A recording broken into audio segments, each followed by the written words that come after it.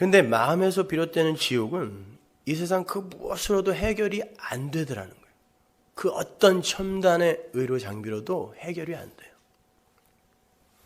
이렇게 지옥이라는 건 절대자의 품을 떠난 피조물의 불완전함, 두려움, 공포, 불안함의 총합인 거고, 그 지옥은 이 세상 그 어떤 사람도 그 어떤 기술로도 극복을 할 수 없는 거예요. 그럼 어떻게 해야 되죠? 하나님이 마음을 새 것으로 바꿔줘야 되죠. 그 두려운 마음을 원래의 마음, 새 마음으로 바꿔주셔야 돼요. 그래서 예수님께서도 수고하고 무거운 짐진 자들 부르시면서 내가 너희들의 육신이 아니라 마음을 쉬게 해주겠다라고 말씀하십니다. 너희들의 마음을 쉬게 해주겠다. 에스겔서나 예레미야서에 나오는 새 언약도 그 새 마음에 관한 거죠. 내가 마음 바꿔줄게. 따라서 우리는 이 역사 속에서 왜 하나님께서 우리에게 새 마음을 창조해 주셔야만 하는지를 잘 배우기 위해서 헌 마음이 겪어야만 하는 처절한 지옥을 자주 경험하게 되는 거예요. 생각해 보세요. 인간이 언제부터 두려움과 공포라는 것과 친해지게 된 거죠? 원래 인간은 두려움이나 공포 등과는 아무런 상관이 없는 존재였어요.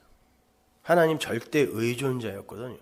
하나님이 그들을 품고 계셨단 말이에요. 거기서는 안전이에요. 항상. 근데 인간이 선악과를 떠먹고 하나님의 눈이 아닌 인간의 눈을 개별적으로 소유하게 되면서부터 두려움과 공포가 생기기 시작했어요. 하나님과 분리가 된 거예요. 인간은 서늘한 날에 하나님이 강림하시죠. 아담과 하와에게 서늘한 날에 르와흐, 이게 심판의 날이라고 했어요. 서늘한 날에 심판을 하러 내려오시는 하나님을 피해서 나무 뒤로 숨죠. 그때까지 뭐 했어요? 무화과 나무 잎사귀로 치마 만든 거예요. 이게 역사의 종국이에요. 역사는 심판받는 그날까지 인간들의 행위로 이 역사의 것들로 자기들의 부끄러움을 가리는데 급급한 거죠. 하나님이 결국 심판하러 내려오세요. 그들이 하나님을 피해 나무 뒤로 숨습니다. 창세기 3장 9절 보세요. 여호와 하나님이 아담을 부르시며 그에게 이르시되 네가 어디 있느냐? 가로되 내가 동산에서 하나님의 소리를 듣고 내가 벗었으므로 두려워하여 숨었나이다. 여기에 두려움이라는 단어가 처음 등장해요. 성경에 두려움이라는 단어가 여기 처음 등장합니다. 인간이 스스로의 힘으로 자신의 인생을 개척하고 운전해 보겠다고 나서면서부터 인간은 두려움과 공포에 장악당하게 된 거예요. 왜냐하면 선악과를 입에 문 상태에서는 스스로 모든 걸 해결해 나가야 하고 헤쳐나가야 하기 때문이에요. 그러니까 율법이 하나님을 보게 되면 당연히 두렵게 돼 있어요. 왜? 도달해야 할 수준이 있기 때문에. 그게 지옥이에요. 그래서 새 마음이 필요한 거예요. 성경은 우리가 받은 마음은 두려워하는 마음이 아니다라고 명확하게 밝혀요. 물론 천상에서 우리가 받은 마음을 이야기하는 거예요. 디모데후서 1장 7절. 하나님이 우리에게 주신 것은 두려워하는 마음이 아니요 오직 능력과 사랑과 근신하는 마음이니. 이렇게 우리가 받은 마음은 두려운 마음이 아니에요. 왜요? 하나님께서 창조의 능력으로 이미 완성해 놓은 우리의 실체가 완료되어 있는, 우리가 열심히 노력하여 도달해야 하는 것이 아니라 이미 하나님의 창조의 능력으로 완료가 되어 있는 우리가 묵시 속에 존재하고 있기 때문에 그래요. 그걸 아는 이들이 두려움과 공포에서 벗어나게 되는 거거든요. 그래서 우리는 우리의 됨됨이나 외모나 성숙의 정도 등으로 우리를 평가해서 스스로 두려움과 공포를 덮어쓰지 않아도 되는 거란 말이에요. 근데 안타까운 건 우리가 아직 육을 입고 있다는 거예요. 그래서 우리의 신앙생활까지도 우리는 두려움과 공포 속에서 할 때가 너무나 많아요. 우리는 두려움 때문에 반복하여 회개하고 공포 때문에 뉘우치고 반성하죠. 엄밀히 말해서 한번 따지고 들어가 보세요. 왜 회개하세요? 진짜 하나님께 죄송해서요? 아니면 혹시 벌 받을까 봐 그러세요? 왜 반성하고 뉘우치시죠? 보세요. 우리는 뭔가를 지금 두려워하고 있는 거예요. 그것 자체가 불신앙이에요, 여러분. 수요일 날도 말씀드렸지만 그렇게 하지 말라는 게 아니라 우리는 죽는 날까지 예수님이 그 모든 걸 완료하셨다는 것을 못 믿는 존재로 남는다니까요. 믿음이 들어와서 니네들은 못 믿는 자라는 걸 폭로시켜낸단 말입니다. 아무쪼록 오늘 말씀을 통해서 저와 같이 여전히 인생과 역사를 두려움과 공포로 살아가고 있는 많은 분들이 그 두려움과 공포에서 조금이나마 해방이 되실 수 있었으면 좋겠습니다. 오늘 본문을 보시면 계속 반복하여 나오는 이야기가 한 사람으로 말미암아 죄가 들어왔고 한 사람으로 말미암아 생명이 주어졌다. 이거 반복하죠, 이거를요. 한 사람이에요. 예수님을 한 사람이라 그래요, 자꾸. 제가 지난 시간에도 아담도 표상이고 예수님도 표상이라고 설명해 드렸습니다. 예수님은 하나님의 아들이시지만 육신을 입은 교회의 모형으로 이 땅에 오셔서 교회가 어떻게 이 지상에서 십자가를 지고 부정당하고 그리스도를 증거해내는가를 미리 몸으로 삶으로 보여주신 거라 그랬죠. 누가복음 2장 11절 보세요. 오늘날 다윗의 동네에 너희를 위하여 구주가 나셨으니 곧 그리스도 주시니라. 너희가 가서 강보에 쌓여 구유에 누인 아기를 부리니 이것이 너희에게 표적이니라 하더니 세메이온이라는 단어가 나와요. 여기요. 표적이래요. 예수 보고 표적. 표적은 실체가 아니고 내용이 아니라는 거예요. 잘 새겨 들으셔야 돼요. 육신을 입고 계신 예수님이 하나님의 아들이 아니라는 말이 아니라 하나님의 아들 예수예요. 예수인데 십자가를 지시기 전에는 무언가를 가리키는 표적으로서의 삶을 사셨다라는 의미에서 세메이온, 표적이라는 그런 표현을 쓰는 거란 말이에요. 요한복음에서는 예수님을 뭐라고 불러요? 인자라고 불러요. 그걸 파자하면 그 사람의 그 아들이에요. 예수님이 그 사람의 그 아들.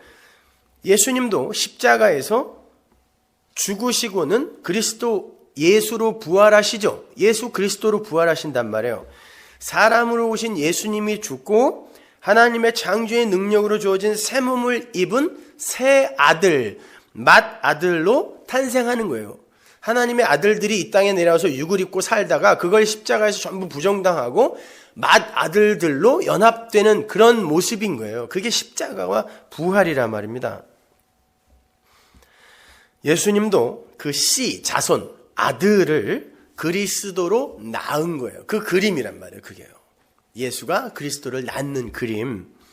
그럼 어떠한 이들이 예수님이라는 맏아들을 낳는지 한번 보세요. 그걸 알으려면 족보를 보면 가장 편하겠죠. 누가 낳는지를 보려면 사람의 아들이라며요. 예수님이 인자의 아들. 누가복음 3장 23절 보세요. 족보의 맨 첫 부분만 읽어드릴게요. 예수께서 가르치심을 시작하실 때 30세쯤 되시니라. 사람들의 아는 대로는 요셉의 아들이니 요셉의 이상은 헬리오. 헬리는 마리아의 아버지예요. 그게 왜 거기에 마리아의 아버지가 들어가 있는지는 나중에 제가 설명해 드릴게요. 앞부분을 헬라어로 보면 카이 아우토스 엔 호 히에수스 호세이 에톤 트리아콘타예요. 이 말을 직역하면 그들도 그렇게 되었다. 이게 개역성경에선 빠져 있어요. 왜 뺐는지 모르겠지만 하여튼 빠져 있어요. 그들도 그렇게 되었다. 예수가 마치 30해처럼 30처럼 시작하신다. 30세였다가 아니에요. 30처럼 30처럼 시작하셨다. 이런 뜻이에요. 제가 엔 아르케 지난주에 설명해 드리면서 그 아르케가 시작, 머리라고 그랬죠. 성전의 머리, 성전이 시작된다, 아래 것으로 설명된다. 이게 대초에 엔 아르케라고 했잖아요. 그 아르케의 동사형, 알코마이가 여기 나온단 말이에요. 시작됐다. 예수님께서 30살에 시작하셨다는 말이 아니라 이 30은 어떤 다른 걸 지적하는 거예요. 그래서 마치 30처럼 딱 30살이었다면 예수님은 30살에 이렇게 하셔야 되는데 마치가 들어가 있단 말이에요. 거기에요. 우리말 개역성경은 그런 면에서 조금 이해가 어렵게 기록이 되어 있는 거예요. 자, 예수님 뒤로 나오는 모든 사람들이 예수님처럼 그렇게 되었다. 카이 아우토스 엔 이렇게 시작을 해요. 그리고 그 모든 것이 하나님의 계획에 의한 것이었다. 이렇게 되는 거예요. 어떻게 알아요? 이 족보의 맨 위가 하나님이에요. 그 밑에 아담이고, 아담, 하나님, 이렇게. 하나님으로부터 예수님까지 쭉 내려오고, 그 안에 아담으로 비롯한 아담의 후예들. 아담이 뭐예요? 사람이에요. 사람들이 쫙 나열이 되고, 그 다음에 사람의 아들, 그 사람의 그 아들이 맨 마지막에 오시는 거예요. 사람들이 아들을 낳는 그런 그림이 이 누가복음의 족보란 말입니다. 아담이 버젓이 예수님의 족보에 올라가 있어요. 하나님께서 아담을 죄인으로 만들어 버리심으로 말미암아 하나님의 창세전 언약과 하나님의 능력을 증거해 내셨던 것처럼 그 아래의 모든 사람들이 다 그러한 삶을 살았고, 그래서 아담 밑으로 쭉 이제 나열이 되는 거예요. 그리고 예수님께서 그 사람들의 삶을 완결판으로 살아내신 거예요. 거기서 그래서 예수님에게서 완료됐다라고 이야기하는 거란 말이에요. 그래서 그 사람의 그 아들이 인자, 예수인 거예요. 차근차근 설명해 드릴게요. 먼저 30 하면 떠오르는 구절들이 어떤 게 있죠? 30, 30. 창세기 41장 46절 보세요. 요셉이 애굽 왕 바로 앞에 설 때에 30세라. 그가 바로 앞을 떠나 애굽 온 땅을 순찰하니. 이제 요셉이 구원자로서의 일을 시작하는 나이에요. 여러분, 요셉은 애굽으로 형제들, 11형제들을 살려내기 위해 애굽으로 먼저 팔려간 사람이죠. 요셉이 직접 이야기하잖아요. 당신들을 구하려고 하나님이 나를 보냈다 그러잖아요. 어디로? 애굽으로. 요한계시록에 보면 예수님이 애굽에서 죽었다 이런 말을 한단 말이죠. 다 연결된 거예요. 요셉의 죽음이 나머지 형제들을 살려내는 구원의 그림이란 말이에요. 근데 그 요셉이 애굽으로 팔려가서 본격적으로 형들을 구원해낼 수 있는 구원자로 그 사역을 시작하는 시점, 요셉은 예수의 모형이니까 그 공생애의 시작이라고 할 수 있죠. 그 시점이 30이에요. 하나님의 뜻을 그 인생에 담고, 예수의 인생을 그 인생에 담고 그가 하나님의 뜻을 살게 되는 나이. 그렇게 하나님의 뜻, 하나님의 말씀을 담아서 이 세상에 이렇게 설명하고 증거하는 자들을 우리가 먼저 선지자라고 하는 거예요. 그걸요. 그러니까 지금 요셉은 선지자로서의 삶을, 예수의 삶을 먼저 살아내는 거라 선지자인데, 그게 몇 살의 시작이면 30의 시작인 거예요. 민수기 4장 1절 보세요. 여호와께서 또 모세와 아론에게 일러 가라사대 레위 자손 중에서 고핫 자손을 그들의 가족과 종족을 따라 총계할지니 곧 30세 이상으로 50세까지 회막의 일을 하기 위하여 그 역사에 참가할 만한 모든 자를 계수하라. 레위 자손 중에 세 아들이 있어요. 그 중에 고핫, 그 고핫 자손은 다 레위의 자식들이니까 제사장들이에요. 제사장들을 뽑아라, 세워라 그러는데 몇 살부터? 30에 시작하죠. 어디서 완료돼요? 50에 완료돼요. 50은 희년, 77이 49, 그 다음 해가 희년이니까 30에 시작하여 희년을 완료해내는 게 제사장의 역할이에요. 근데 몇 살에 시작해요? 30에 시작해요. 30에 시작한단 말입니다. 그러니까 제사장들도 그 희년을 완성하는 예수의 모형이란 말입니다. 민수기 4장 21절. 여호와께서 또 모세에게 일러 가라사대 게르손 자손도 그 종족과 가족을 따라 총계하되 30세 이상으로 50세까지 회막 봉사에 입참하여 일할 만한 모든 자를 계수하라.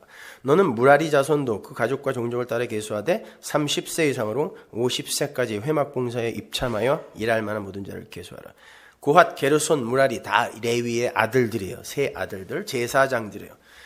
그들이 다 30세부터 이렇게 일을 시작할 수 있어요. 그러면 왕은 어때요? 자, 선지자, 제사장 나왔어요. 왕. 예수를 모형하는 이 역사 속에서의 아주 유명한 왕이 누구예요? 다윗이죠. 그래서 예수님을 다윗의 자손이라고 부르는 거예요. 사무엘하 5장 4절 보세요. 다윗이 30세에 위에 나아가서 40년을 다스렸으되. 자, 40년 하면 생각나는 게 광야예요. 보세요. 왕, 제사장, 선지자가 모두 30과 관계 있죠. 30부터 시작이 돼야 돼요. 그래서 예수님이 30부터 시작하셨다라는 거예요. 그 왕, 제사장, 선지자는 항상 기름 부음을 받아야 되죠. 이 세 직분만 그래요. 그럼 기름 부음을 받은 자라는 히브리어가 뭐다? 메시아예요. 그걸 헬라어로 바꾸면 그리스도란 말입니다. 그러니까 예수님께서 왕으로 제사장으로 선지자로, 이게 에덴 동산에서의 아담의 역할이었어요. 예수님이 왕으로 제사장으로 선지자로 일을 시작하시는 그 시점에 그가 마치 30처럼 시작했다. 30의 머리로, 이런 뜻이란 말이에요. 그러니까 그건 예수님의 나이를 가리키는 게 아니라 예수님께서 30, 메시아의 일을 이제 표상으로, 머리로 시작하셨다, 이런 뜻이란 말이에요. 그리고 그 위에 사람들이 그 예수, 표상으로서의 예수와 그와 같이 되더라. 이게 누가복음 3장 23절의 이야기란 말이에요. 그거죠.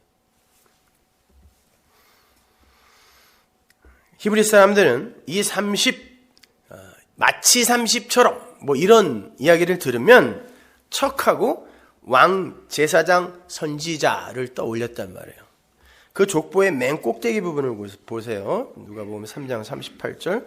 그 이상은 에노스요, 그 이상은 셋이요, 그 이상은 아담이요, 그 이상은 하나님이시니라. 여기가 족보의 끝이에요. 이 족보를 헬라어로 보니까 하나님의 이름을 포함한 모든 이름 앞에 정관사가 다 붙어 있어요. 근데 소유격 정관사가 붙어 있어요. 그러니까 이 족보는 거꾸로 읽어 내려가라는 거예요. 사실은요. 소유격이 붙어 있어요. 하나님의 아들 아담, 아담의 자손 셋, 셋의 자손 에노스, 이렇게 읽어야 되는 거예요, 원래. 그래서 소유격으로 다 이렇게 연결을 해놨단 말이죠. 그 하나님의 아담, 그 하나님의 셋, 그 셋의 에노스. 근데 족보가 좀 이상하죠? 뭐 아벨도 빠져 있고 중요한 사람들이 많이 빠져 있어요. 그건 성경이 그 이름들로 무엇인가를 이야기하고 있기 때문에 그 내용을 만들기 위해 필요한 이름들만 끼워 넣은 거예요.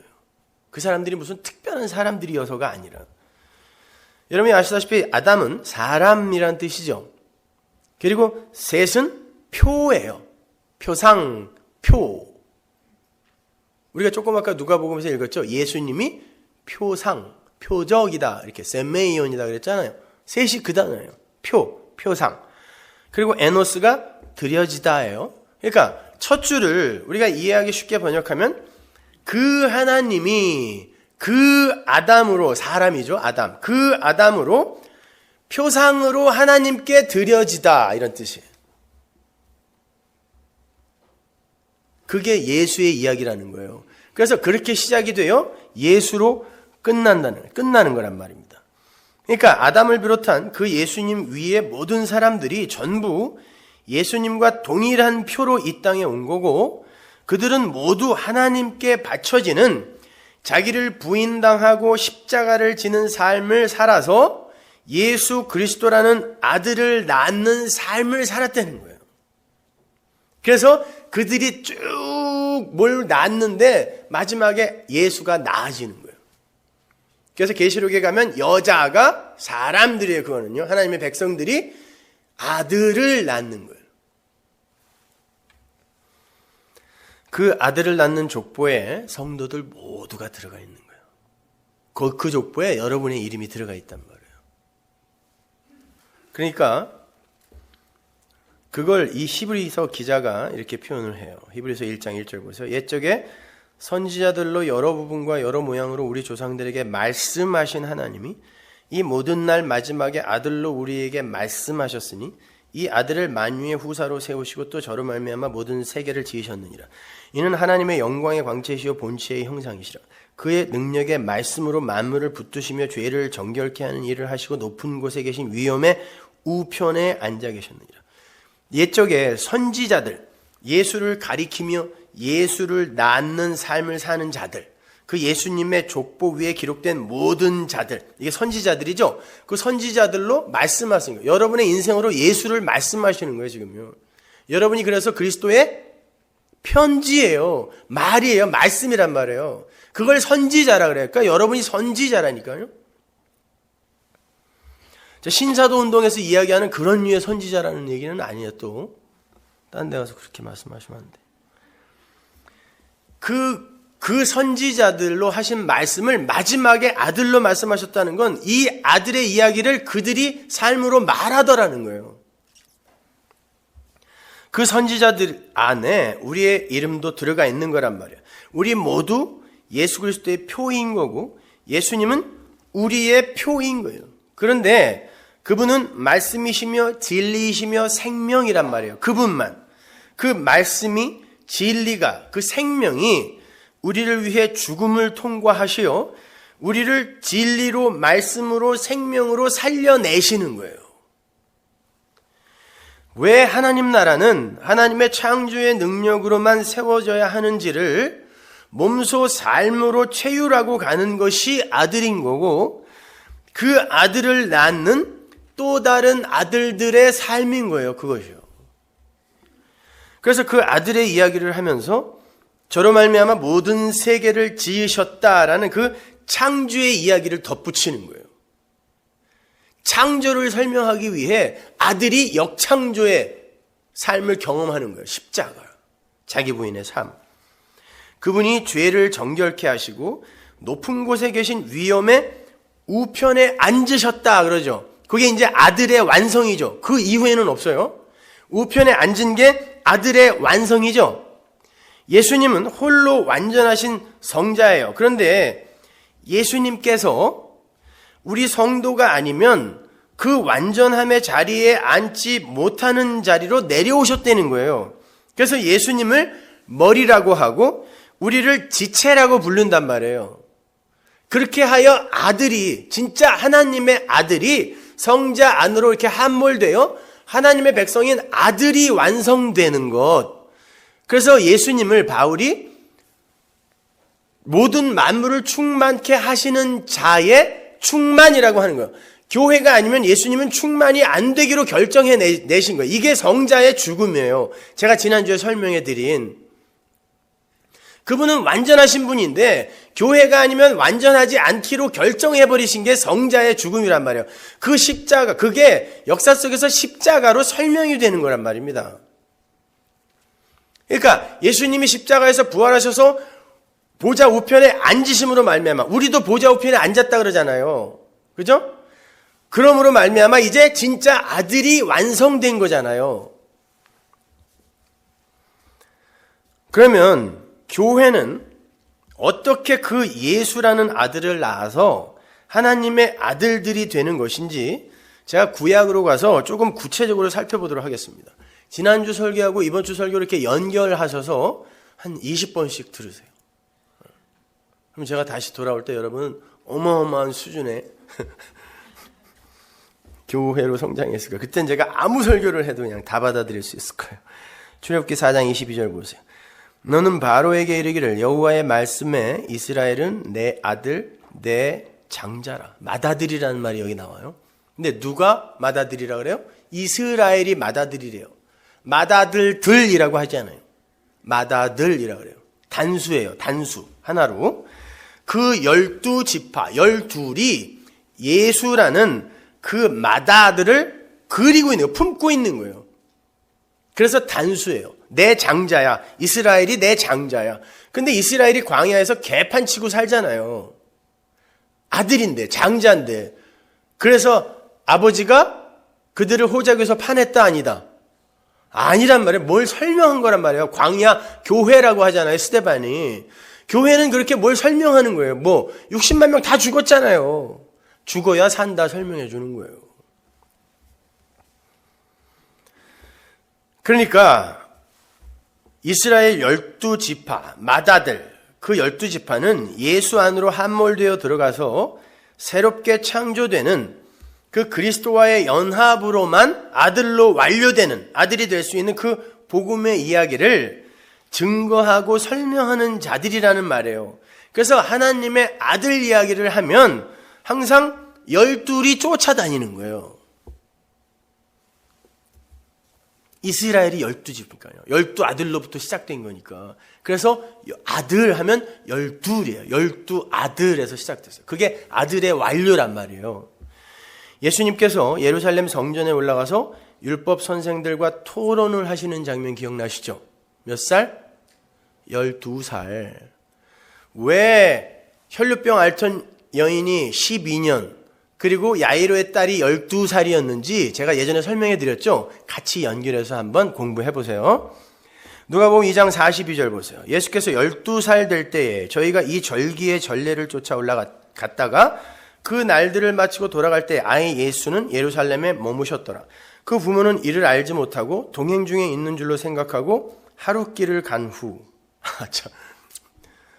너무 외로움이 이렇게 밀려 닥치는 것 같지 않으세요? 아니, 부모가 도대체 아들을 뭘로 생각했길래 12살 먹은 애인데 하루를 가도록 밥도 안 먹이고 찾아보지도 않았다는 얘기죠. 이게 아들의 삶이에요. 하루가 가서 찾아본 거예요. 뭐 심부름이나 시키려고 찾아본 것 같아, 내가 보니까. 찾았는데 없는 거예요. 만나지 못하며 찾으면서 예루살렘에 돌아갔더니 사흘 후에 성전에서 만난즉 그가 선생들 중에 앉으사 저희에게 듣기도 하시며 묻기도 하시니 듣는 자가 다 그 지혜와 대답을 기이 여기더라. 그 부모가 보고 놀라며 그 모친은 가로되 아이야 어찌하여 우리에게 이렇게 하였느냐 보라 네 아버지와 내가 근심하여 너를 찾았노라. 예수가 부모를 떠나 예루살렘에 남아서 율법과 대화를 하고 있는데 사흘 만에 그가 뭐라고 부르는지 보세요. 누구를? 예수께서 가라사대 어찌하여 나를 찾으셨나이까? 내가 내 아버지 집에 있어야 될 줄을 알지 못하셨나이까? 하나님을 처음으로 아버지라고 불러요. 하나님의 참 아들이 요렇게 된다, 요렇게 되는 것이다를 설명해 주는 그림이에요. 이거는요, 단순히 12살에 예수님이 속삭였다 이런 얘기가 아니란 말이에요. 옛 성전이 있는 땅의 예루살렘으로 올라가서 율법과 싸우는 예수예요. 율법주의와 인본과 싸우는 예수. 새 성전이신 하늘의 예루살렘이 옛 성전인 땅의 예루살렘을 부수고 계시는 거예요. 뭘로? 지혜로. 창조의 지혜잖아요. 그 잠언에 보면 지혜로 부수고 계시는 거예요. 그게 아들이에요. 그래서 12살인 거예요. 하늘의 아들, 완료된 아들이라는 의미란 말이에요. 예수님이 성전에서 발견된 게 사흘 뒤라 그랬습니다. 십자가 사건이 이미 여기에서 예표되는 거예요. 십자가 뒤에 아들을 완성하신 이가 성전의 선생들로 대표되는 그 옛 성전을 부수시는 거예요.